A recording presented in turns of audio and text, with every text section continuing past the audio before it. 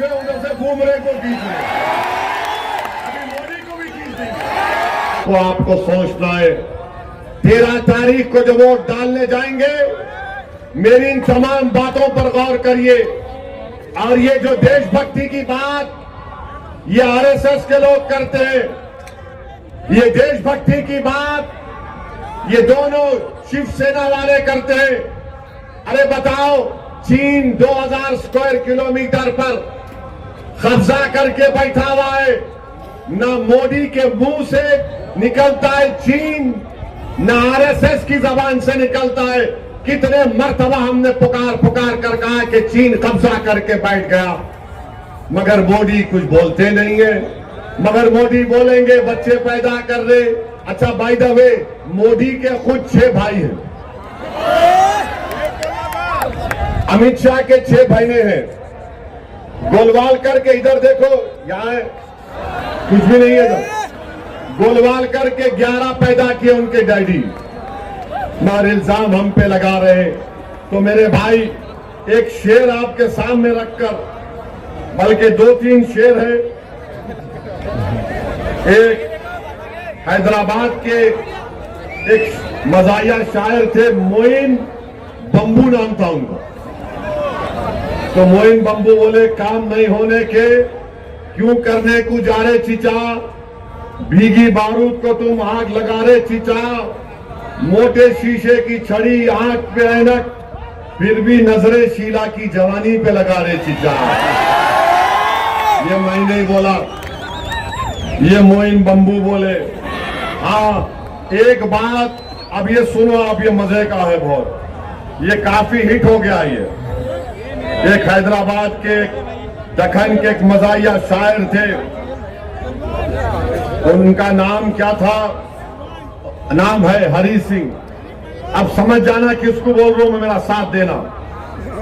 अम्मा बाबा को भूल गया हो रे,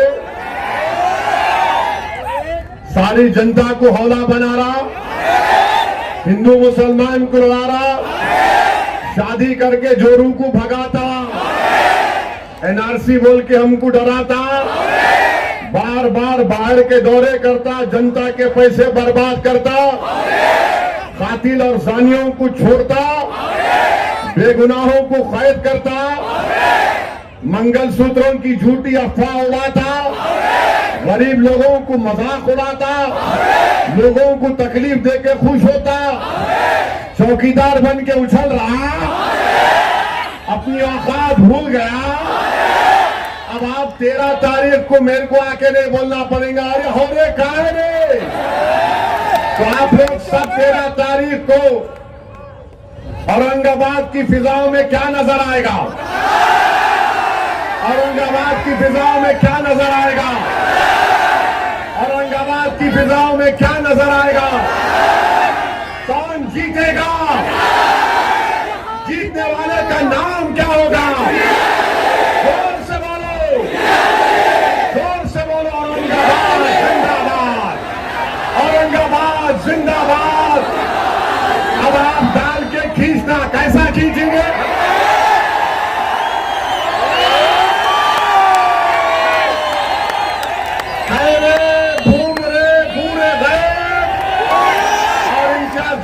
कामयाब करिए। ये कोई इम्तियाज जलील साहब का रिकॉर्ड है, रिपोर्ट कार्ड है, खैरे तो नहीं पढ़ सकते मेरे को मालूम, घूमरे भी नहीं पढ़ेंगे, ये पूरा रिकॉर्ड है। देखिए, 5 साल में 1.5 साल तो कोविड था, इम्तियाज साहब के ये रिपोर्ट कार्ड है, इसका जरूर मुताला करिए। और इंशाल्लाह कल 2 जलसे कहाँ पे हैं, मालूज में इंशाल्लाह शाम में 5 बजे, और रेलवे स्टेशन मोइनुल स्कूल के ऊपर रात में 7 बजे से शुरू होगा इंशाल्लाह।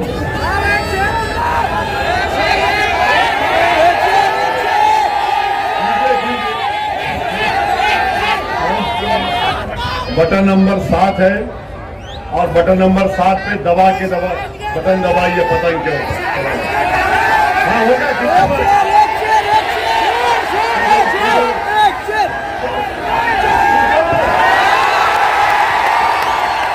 इधर से खैरे को खींच रहे, उधर से घूमरे को खींच रहे।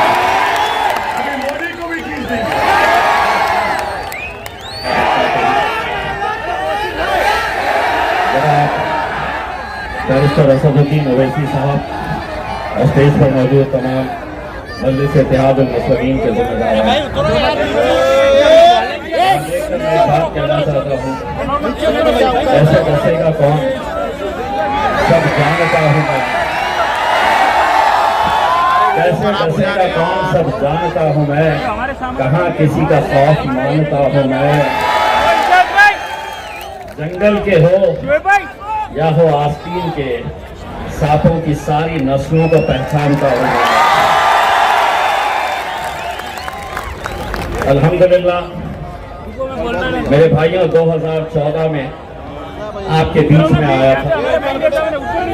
आप लोगों ने अपने इत्तेहाद का मुजाहरा किया था और अल्हम्दुलिल्लाह यहाँ से 2014 में आपने मुझे आपके इस हल्के से एमएलए बनाया। 2019 आया तो दोबारा आपके बीच में आया, आपसे फिर इत्तेहाद की दरखास्त की। नतीजा ये हुआ कि पूरे महाराष्ट्र ही नहीं बल्कि 7 मुख्तलिफ जो राज्य है वहां से सिर्फ एक ही मुस्लिम एमपी चुनकर आया। वो आपका बेटा, आपका भाई, आपका दोस्त इम्तियाज जलील चुनकर आया।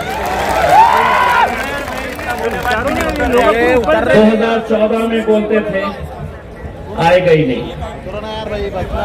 2019 के अंदर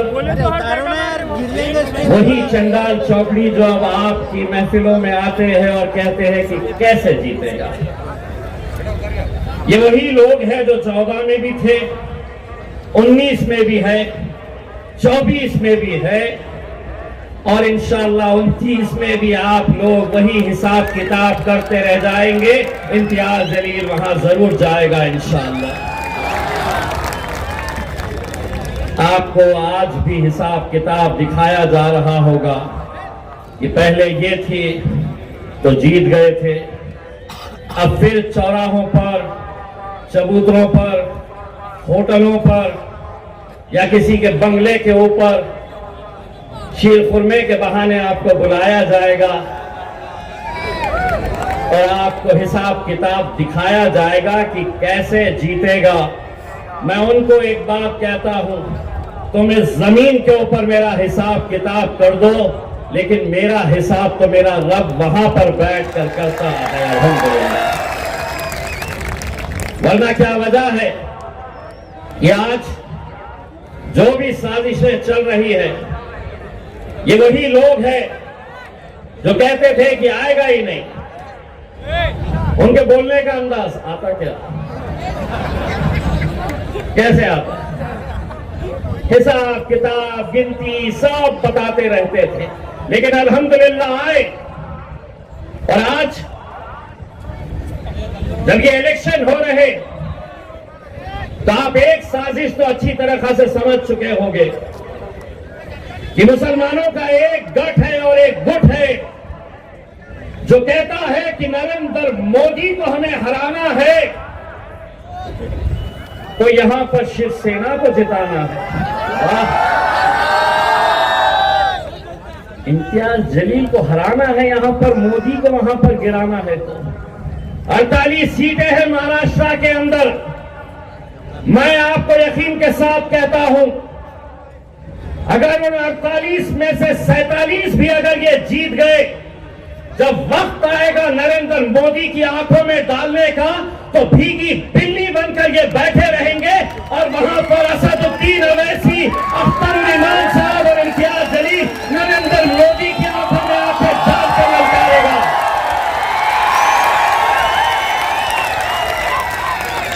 बड़े मोदी को जिताना है तो इम्तियाज जलील यहां नहीं चलता।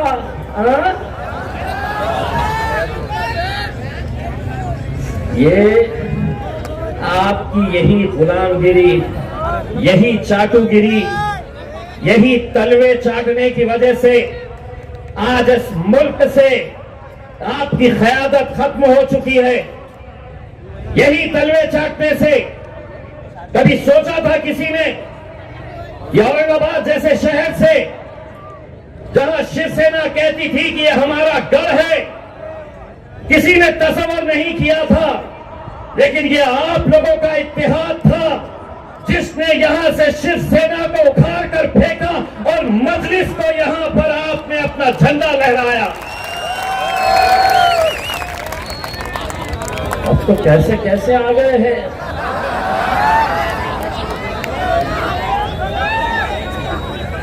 कैसी कैसी झोलियां फैला रहे हैं।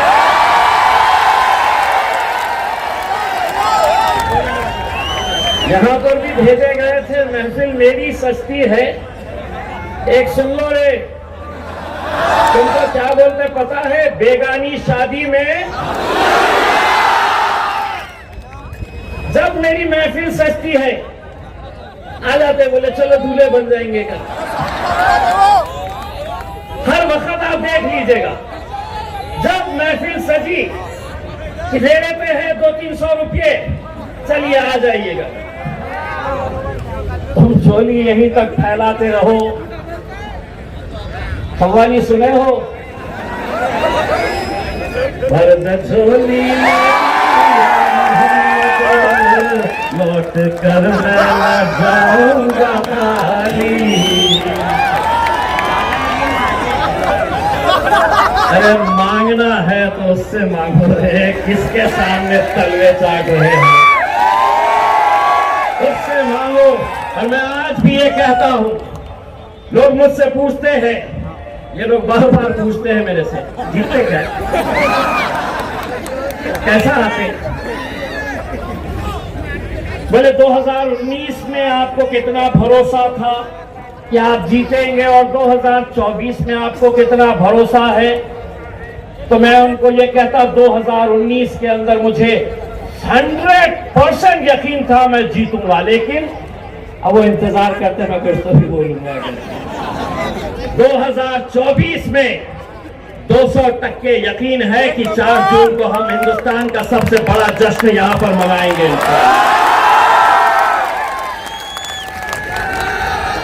और जश्न तो बेटा तेरे घर के सामने भी आके मनाओ। यही प्यादे हैं, किसके वजह से चल रहे हैं?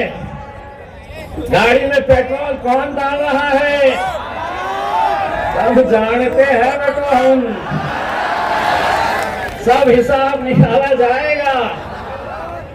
हर इलेक्शन में ऐसे आते, कोई ना कोई तो आता है गिराते बैठे मेरे को। उन्हें क्या मालूम, ये शहर में अब अल्हम्दुलिल्लाह ऐसी फिजा तैयार हो गई। एक रात पहले तक कुछ अलग सोचता है, सुबह जैसे ही फजर पढ़ के बाहर निकल, नक्को रे बाबा पतंग कोई मारो, अपनी पतंग है, अपनी पतंग को उड़ाओ।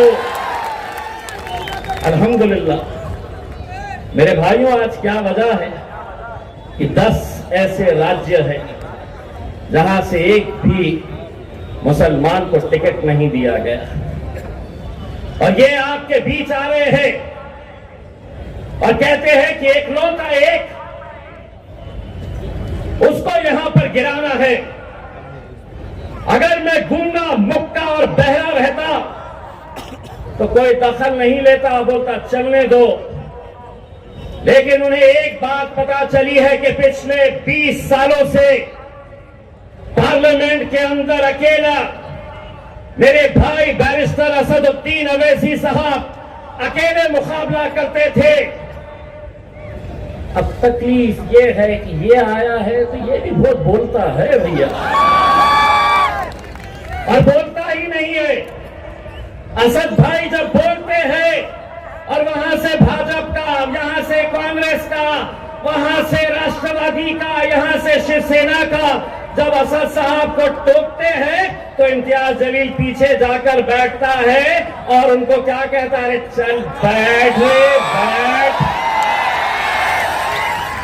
सारी तकलीफ इसी बात की कि कैसे इकलौता एक हजम नहीं हो रहा तुमको। क्या वजह है? क्या वजह है तुम्हारी? उससे जो अच्छे हमारे कहां है वो साहेब खान साहब खड़े हुआ पतंग उड़ाओ।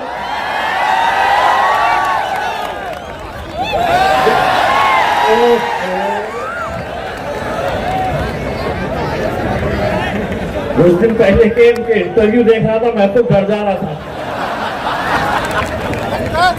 जो खड़े रह रहा था बोल रहा मेरे से मुकाबला है ही नहीं। मैं बोला यार मैं खड़े गई को रह रहा हूँ, मेरे से मुकाबला किसी के साथ नहीं है। मेरे भाई, मैं आप लोगों से सिर्फ इतना इंतजार करने के लिए आया था। असद साहब कल भी रहेंगे इंशाल्लाह। कल 2 जलसे हैं, एक तो वालूज में शाम में 5 से 7 और दूसरा जलसा रेलवे स्टेशन पे मोइनुल स्कूल के पास उस ग्राउंड के ऊपर है। तो आप सभी से इंतजार है कि उस ग्राउंड के ऊपर आप दोनों जलसों में शरीक रहिएगा। आज चूंकि इतने ज्यादा हमारे पास मेहमान थे, बहुत सारे मुखरिब थे, और मुझे मौका देना है मेरे कायद बैरिस्टर असदुद्दीन अवैसी साहब को, तो आज जहां पर छोड़कर जा रहा हूं इंशाल्लाह कल वहां से कंटिन्यू करूंगा। आज सिर्फ आधा ही हिसाब निकाला हूं, कल पूरी बजा के। ऊपर देखो, नीचे मत देखो, दिल्ली का इलेक्शन है। अरे बाबू, ऊपर देखे तो पतंग, नीचे देखे भी तो पतंग है इंशाअल्लाह ताला। 48 लोकसभा की सीट में आपने क्यों नहीं दिया? देना था मुंबई से, देना था नागपुर के पास से, क्यों नहीं दिया आपने? आपने इसलिए नहीं दिया क्योंकि जानते हैं कि मुस्लिम अक़लियत के पास कोई विकल्प नहीं है, वो हालत मजबूरी में वोट देंगे। मगर ये भूल गए कि ये 2024 है। अब महाराष्ट्र के दलितों के पास, महाराष्ट्र के धनगरों के पास, महाराष्ट्र के वंचित समाज के पास एक विकल्प है और वो MIM पार्टी है। अब आप ये नहीं समझ सकते कि हम जिसको चाहे खड़ा करेंगे ये समाज इनको दे देगा। इससे आपको एक पैगाम मिलता है कि औरंगाबाद की सीट जो आपकी है, जो औरंगाबाद की आवाम की है, चाहे किसी समाज का हो, वो आपकी इज्जत को छीनना चाहते हैं। इम्तियाज जलील को हराने का मतलब क्या है कि आपकी इज्जत को छीनना चाहते हैं, आपके इज्जत नफ्स को छीनना चाहते हैं, आपके इत्तेहाद को पारा पारा करना चाहते हैं। तो मेरे अजीज दोस्तों और बुजुर्गों, इन ताकतों को मौका मत दीजिए। अब वो दूसरा शिवसेना का कैंडिडेट है, क्या नाम उनका? हाँ, नाम है उनका, है नाम है, नाम है, बहुत नाम है उनका।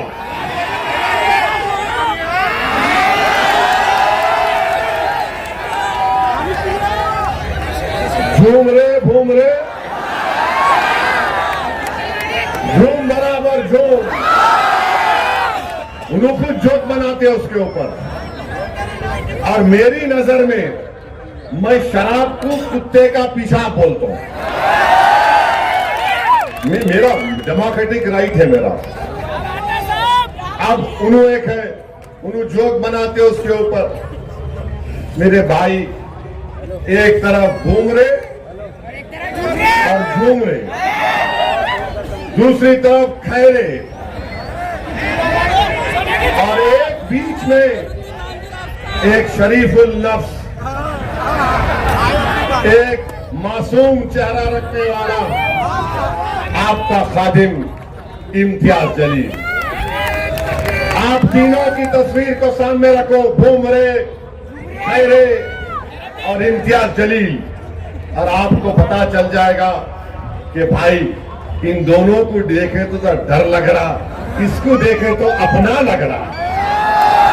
तो अपनों का साथ तो देंगे ना आप लोग? 13 तारीख को पूरा एक होकर साथ देंगे ना आप लोग? और जो लोग कटिंग करने भी आए, मत करो, मत करो। मैं तुमसे अपील कर रहा हूं, मैं तुम्हारे अच्छे के लिए बोल रहा हूं। तारीख में तुम्हारा नाम खराब हरूफ में लिखा जाएगा। औरंगाबाद की जब सियासी तारीख लिखी जाएगी तो लोग तुम्हारे नाम को इज्जत से नहीं लेंगे। आप एक थे, एक हैं और एक रहेंगे इंशाअल्लाह ताला। लोग बार बार मीडिया के लोग सवाल करते कि भाई आप इंडी अलायंस में क्यों नहीं गए।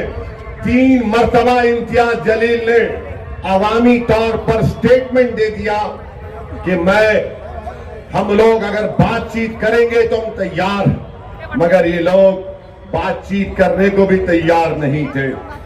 मैं आपको एक वाकया सुनाता हूं।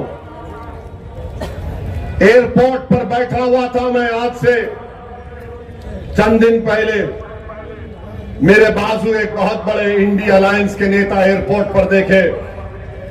मैं एयरपोर्ट की गेट के पास बैठा हुआ था, वो मेरे बाजू आकर बोले, बहुत बड़े नेता उनके, बोले ओसी साहब हाउ आर यू। बोला कैसे।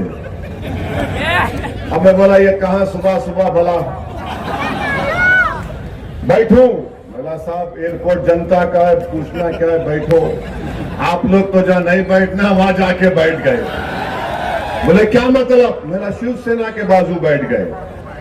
फिर बैठ के मेरी बहुत तारीफ किए। आप क्या भाषण देते। मैं दिल में सोच रहा था कि मैं क्या खव्वाल हूं। फिर बोले आप पार्लियामेंट में दलाइल के साथ तकरीर करते। फिर बोले आपका नया एमपी बेहतरीन स्पीकर है और आप पर बहरहाल बहुत सी चीजें बोले। मैं बोला भाई साहब 5 मिनट में आप मेरी पार्टी के एमपी की मेरी तारीफ करें आप, और आपका ताल्लुक महाराष्ट्र से है। ये तारीफ आप जो कर रहे हैं मेरे को लगता है कि मुनाफिकत है, ये हिपोक्रेसी है। बोले क्यों बोल रहे हैं साहब। मैंने आप हमारा इम्तियाज आपको पूछा लो अलायंस में, तो आप लोग बोले नहीं। बोले नहीं ओवैसी साहब ऐसा है, अगर आपको हम ले लेंगे तो हमको जो है दूसरों का वोट नहीं मिलता, हमको दूसरों का वोट नहीं मिलता। मैं सुन के ताज्जुब कर रहा था इस शख्स को कि अभी बैठकर कह रहा था कि हिंदुस्तान के संविधान को तुम बचा रहे हो। ऐसी तुम बाबा साहेब अम्बेडकर के ख्वाबों को पूरा करने की बात करते, हम तुम्हारी इज्जत करते। मैं सुन रहा था उनकी गुफ्तगू और कह रहे थे कि नहीं वोट नहीं मिलता है, वो फुला हो जाएगा। मुझे भी बड़ी तकलीफ हुई क्योंकि औरंगाबाद में तो इम्तियाज जलील को सबका वोट मिला। इम्तियाज जलील सिर्फ एक समुदाय का नेता तो नहीं है, इम्तियाज जलील को सबने कामयाब किया। खैर वो चले गए, मेरे दिमाग पर एक बोझ सा हो गया। मैं अल्लाह से दुआ कर रहा था कि अल्लाह ये सब बातें मुझे सुनना पड़ता परवरदिगार। तो उतने में मेरे पीछे से एक खातून और उनका बेटा उठकर आए और उस खातून ने कहा बेटे असद। मैं एकदम आंख खोला और देखा। बोले बेटे असद मैं तुम्हारी इसकी बातें सुन रही थी और मुझे तकलीफ हुई इसकी बातें सुनने के बाद, मगर मेरे बेटे तुम सच्चाई पर हो और तुम यकीन जानो कि हम सब तुम्हारे साथ हैं। इनकी बातों को लेकर तुम तकलीफ मत उठाओ, तुम जहनी बोझ का शिकार मत हो जाओ। मैंने अपने बेटे से कहा कि अगर मैं मर भी जाऊंगी तो तुम असदुद्दीन ओवैसी का साथ नहीं छोड़ना। मेरे आंख में आंसू आ गए, मैंने कहा कि अगर आप गैर महरम नहीं रहती तो मैं आपके पैरों को छू लेता। तो उस औरत ने कहा इधर आ बेटे, और मेरे सर पर हाथ रखा। मेरे आंख से भी 2 कतरे आंसू के निकल गए, उस खातून की आंख से बेशुमार आंसू निकलते गए और बार बार मुझसे कहा, मैं इसकी गुफ्तगू सुन रही थी, मेरा कलेजे में दर्द हो रहा था कि मेरे बेटे को बाजू बिठाकर तारीफ भी करके आज वो कह रहे हैं कि तुमको खरीब आने नहीं देंगे। मेरे भाई, जब कभी भी मैं औरंगाबाद को आता हूं और दौरे करता हूं, जिनका मेरा उनका कोई रिश्ता नहीं है, जिनको मैं पहचानता भी नहीं, और जब घरों से हमारी मां और बहनें रो रो कर कहती है, ऐसा कहती है कि तुम कामयाब हो गए, जब नौजवान कहता है कि भाई कुछ भी हो जाओ हम तुम्हारा साथ नहीं छोड़ेंगे, ज़ईफ लोग बुला बुला कर बोलते कि असदुद्दीन हस्बुनल्लाह नेमल वकील का विर्द करते रहो, तो खुदा की कसम मैं तुम्हारे दरमियान में खड़े होकर कह रहा हूं, मुझे किसी की जरूरत नहीं है, अल्लाह और तुम लोग काफी हो, अल्लाह और तुम लोग काफी हो। ये क्या कर लूंगा इन लोगों के पास जाकर, शायद मुझे शोहरत मिल जाए या कोई मंत्री या पोस्ट मिल जाए, मुझे नहीं चाहिए मेरे भाई। तुम्हारे दिलों में अल्लाह ने मोहब्बत पैदा की, तुम्हारे आंख में आंसू आ जाते जब मजलिस का जिक्र होता। यही सबसे बड़ी दौलत है, यही सबसे बड़ी दौलत है, यही सबसे बड़ी नेमत है अल्लाह की। मैं फिर से कह रहा हूं तुम्हारे दरमियान में, मैंने अपने घर में भी कहा कि अगर मुझे मौत आ जाए तो मुझे औरंगाबाद के किसी कब्रिस्तान में ले जाकर दफना देना। मुझे औरंगाबाद की जमीन से इतनी मोहब्बत है। मैं जज्बात में लाने को नहीं कह रहा हूं, नहीं मालूम इस जमीन में क्या चीज है कि बहुत यहां पर एक रूहानी सुकून मिलता है। अल्लाह तुम्हारे इस जज्बे को सलामत रखे, डरने और घबराने की जरूरत नहीं है, अल्लाह हमारे साथ है, अल्लाह हमको कामयाब और कामरान करेगा। अरे ये लाख आ जाए, कोशिश कर ले, मुझे यकीन है कि मराठा लोग जो पार्लियामेंट में देख चुके इम्तियाज जलील को कि जिसने मराठाओं के आरक्षण की बात की, धनगर समाज के लोग ये जानते हैं कि इम्तियाज जलील ने बेलौस उनकी राय और इंसाफ की बात की। दलित समाज के लोग जानते हैं कि पीठ खंजर में इंडिया अलायंस ने खोपा, बुलाकर डाइस पर जलसा कराकर उनका हाथ छोड़ दिया, मगर हम में इत्तेहाद नहीं हुआ, मगर हमने दलित पॉलिटिकल एम्पावरमेंट के लिए, बाबा साहेब अंबेडकर के ख्वाबों को पूरा करने के लिए, और बाबा साहेब अंबेडकर का जो एहसान हम पर है, हमने वहां से अकोला में ताईद का ऐलान किया, हमने आनंदराव अंबेडकर साहब की सीट पर ताईद का ऐलान किया। कोई कुछ भी कह ले, मगर हम हमेशा से बात कहते आ रहे हैं कि वंचित समाज को एक होना पड़ेगा, और वंचित समाज जब एक होगी तभी हकीकी मानों में इंसाफ मिलेगा। मोदी का भाषण तो तुमने सुना होगा, कामयाब वो लगा सकते, लगाओ जरा, लगाओ जल्दी चाउश, जल्दी लगाओ। सुनो मोदी ने क्या कहा, सुनो आप, सुनो मोदी ने क्या कहा, सुनो आप, क्योंकि जब मैं बोलना शुरू करा तो हमारे दुश्मना शुरू हो गए, इन्हों जज्बाती बात कर रहे, बहरे हैं पूरे, सुने नहीं आता सच्चाई इनको।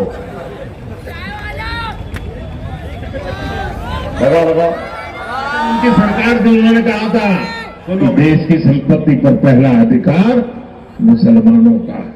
इसका मतलब ये संपत्ति इकट्ठी करके किसको बांटेंगे? जिनके ज्यादा बच्चे हैं उनको बांटेंगे, घुसपैठियों को बांटेंगे। क्या आपकी मेहनत की कमाई का पैसा घुसपैठियों को दिया जाएगा? ये कांग्रेस का मैनिफेस्टो कह रहा है कि वो माता और बहनों का सोने का हिसाब करेंगे, उसकी जड़ती करेंगे, जानकारी लेंगे और फिर उस संपत्ति को बांट देंगे और उनको बांटेंगे जिनको मनमोहन सिंह जी की सरकार ने कहा था कि संपत्ति पर पहला अधिकार मुसलमानों का है। भाई बहनों, ये अरबन नक्सल की सोच मेरी माताओं बहनों ये आपका मंगलसूत्र भी बचने नहीं देंगे, यहां तक जाएंगे मैं कहने आया। और पहले जब उनकी सरकार थी उन्होंने कहा था कि देश की अब आप अंदाजा लगाइए, मुल्क का वजीर आजम है, 133 करोड़ जनता का वजीर आजम है। सुन तो लो, वो मालूम सुनो, दुनिया डबल मीनिंग निकालते हर बात का। डरा दिए मेरे को शुरू में, ये क्या है ये? तो सुनिए, एक मुल्क का वजीर आजम भारत की अल्पसंख्यक समाज को घुसपैठी कह रहा है। आप लोग घुसपैठी है? आप लोग घुसपैठी है? हमारी मां और बहनें, आप घुसपैठी है? अब जितने घुसपैठी नहीं हाथ उठाओ, दीवार पे बैठने वाले भी उठाओ, दीवार नहीं गिरती, मैं हूं ना। वहां छत पे खड़े रहने वाले उठाओ, डाइस पे बैठने वाले उठाओ। आप लोग घुसपैठी है? हाथा नीचे। हमारी मां और बहनें ज्यादा बच्चे पैदा कर रहे नहीं, झूठ है। तो ये टोटल फर्टिलिटी रेट गिरा है, मुस्लिम बहनों का, बेटियों का TFR गिरा है, मोदी झूठ बोल रहे। अब एक और सवाल पूछूंगा, हाथा उठाना।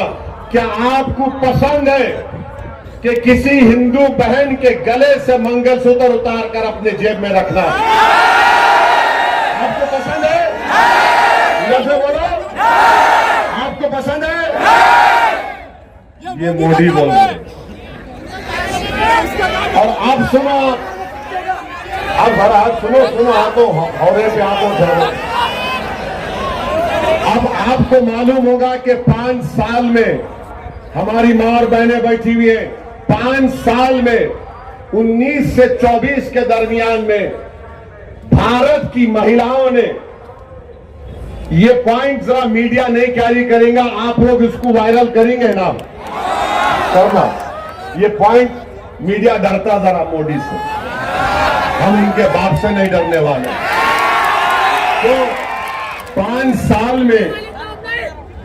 साल में भारत की महिलाओं ने, रिजर्व बैंक ऑफ इंडिया का डेटा है कि 1 लाख करोड़ रुपए का सोना गिरवी रखाकर पैसे लिए। 1 लाख करोड़। अब बताइए मोदी, ये महिलाओं से मोहब्बत है आपकी? 1 लाख करोड़ अगर कोई महिला, कोई खातून जेवर अगर गिरवी रखाती है तो उसके कलेजे पर, दिल पर पत्थर रखकर रखाती है, क्योंकि एक तो या तो उसकी मां की या खानदान की एक निशानी होती, दूसरा वो सोना रखते अपनी औलाद की बेटी की शादी के लिए, और जब गिरवी रखाते तो किसी का एक्सीडेंट हो गया, शादी कराना है, पूरे कैमरे लगे हुए, गिर जाए, या बच्चे को बाहर भिजाना है, या कहीं फीस देना है। नरेंद्र मोदी 1 लाख करोड़ का सोना गिरवी रखा है महिलाओं ने। मेरे अजीज दोस्तों और बुजुर्गों, मगर मोदी कहते हमको जिहादी। आप लोग जिहादी हैं? जिहादी हैं आप लोग? मेरे को तो दिन रात बोलते रहते, मगर आवाम को गाली देना, एक देश का वजीर आजम है। आप बताइए मेरे अजीज दोस्तों और बुजुर्गों, क्या मुल्क का हाल नरेंद्र मोदी कर दिए? आप बताइए, कल अगर CAA NPR NRC होगा तो क्या उद्धव ठाकरे आकर ठहरेंगे औरंगाबाद में?